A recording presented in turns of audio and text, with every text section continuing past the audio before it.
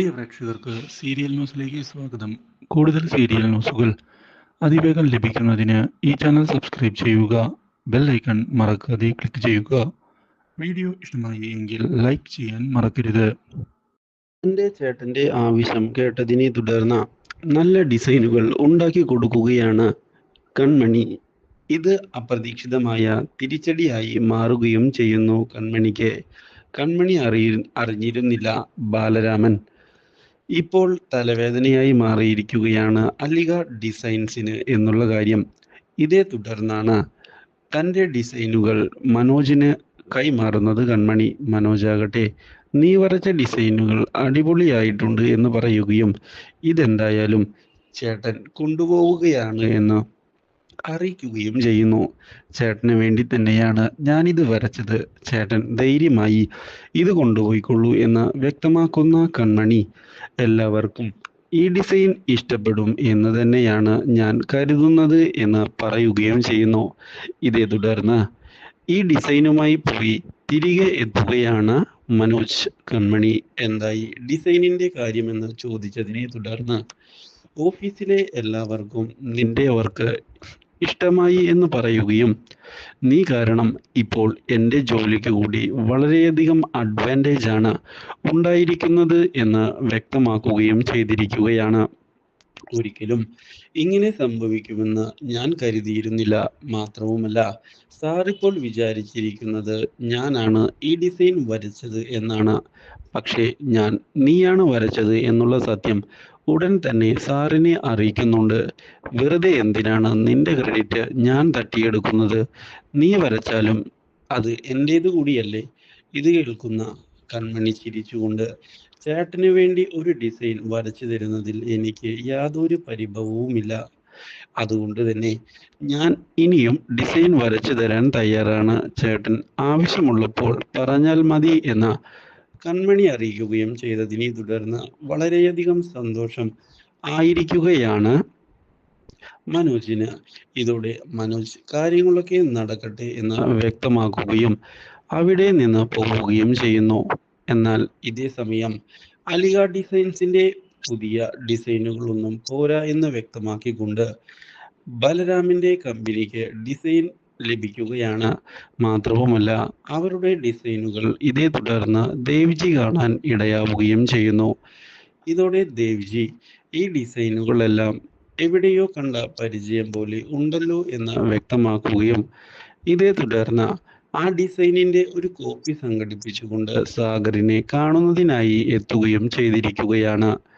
സാഗർ എന്താണ് ദേവ്ജി ഇത്ര പെട്ടെന്ന് വന്നത് എന്ന് ചോദിച്ചതിനെ തുടർന്ന് സാഗറിനോട് കുറച്ച് കാര്യങ്ങൾ ഡിസ്കസ് ചെയ്യാനുണ്ട് എന്ന് വ്യക്തമാക്കുന്ന ദേവ്ജി തൻ്റെ കയ്യിലുള്ള ഡിസൈൻ കാണിച്ച് കൊടുക്കുകയും ചെയ്യുന്നു. ഇത് കണ്ടിട്ട് എന്തെങ്കിലും തോന്നുന്നുണ്ടോ എന്ന് ദേവ്ജി ചോദിച്ചതിനെ തുടർന്ന് ഇല്ല, എന്താ ദേവ്ജി ഉദ്ദേശിച്ചത്, എനിക്ക് കാര്യം മനസ്സിലായില്ലല്ലോ എന്ന് പറയുകയാണ് സാഗർ. ഇതോടെ സാഗർ ഒന്ന് സൂക്ഷിച്ചു നോക്കൂ, ഇതുപോലുള്ള ഡിസൈൻ സാഗർ കണ്ടിട്ടുണ്ടാകും. ഇത് ഇത് ഇത് നമ്മുടെ കമ്പനിക്ക് വേണ്ടി നമ്മൾ ആദ്യം വരച്ചിട്ടുള്ള ഡിസൈൻ പോലെ ഉണ്ടല്ലോ. അതെ, ഇത് അതുപോലെ ഉള്ള മറ്റൊരു ഡിസൈനാണ്. ഇതുപോലൊരു ഡിസൈൻ വരയ്ക്കണമെങ്കിൽ ആദ്യം ഇതുപോലുള്ള ഡിസൈൻ വരച്ച ആൾക്കേ സാധിക്കുകയുള്ളൂ, അല്ലാതെ ആർക്കും സാധിക്കുകയില്ല. മാത്രവുമല്ല നല്ല ഉള്ള വ്യക്തി തന്നെയാണ് ഈ ഡിസൈൻ ചെയ്തിട്ടുള്ളത് എന്നുള്ള കാര്യത്തിൽ യാതൊരു സംശയവും വേണ്ട. ഇത് കേട്ടതിനെ തുടർന്ന് ഇത് അപ്പോൾ ആരാണ് ചെയ്തത് എന്ന ചോദ്യം ബാക്കിയാവുകയാണ്. നമ്മുടെ ഓഫീസിലെ മാനസ ഇതുപോലൊരു ഡിസൈൻ ചെയ്തത് ഓർമ്മയില്ലേ? ഉണ്ട് എന്ന് സാഗർ പറഞ്ഞതിനെ തുടർന്ന് അപ്പോൾ ഈ ഡിസൈൻ ചെയ്യണമെങ്കിൽ അത് അവൾക്ക് തന്നെ സാധിക്കും.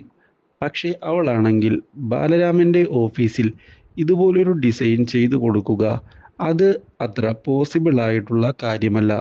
അതുകൊണ്ട് തന്നെ ഈ ഡിസൈൻ വരച്ചത് മറ്റാരോ ആണ്.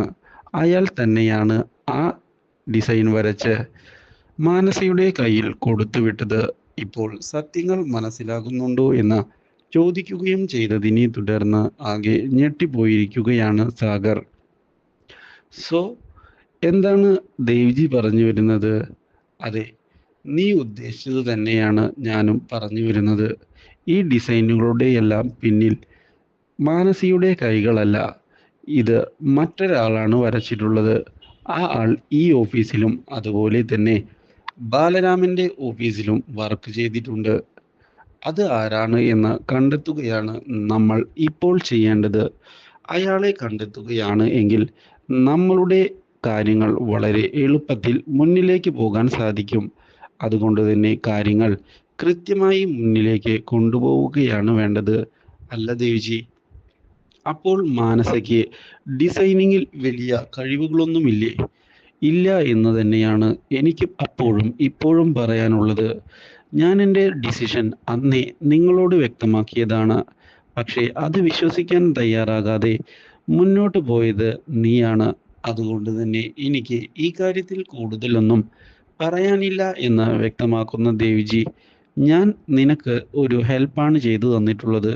അത് എങ്ങനെയാണ് വിനിയോഗിക്കേണ്ടത് എന്നുള്ള കാര്യം നീയാണ് ചെയ്യേണ്ടത്.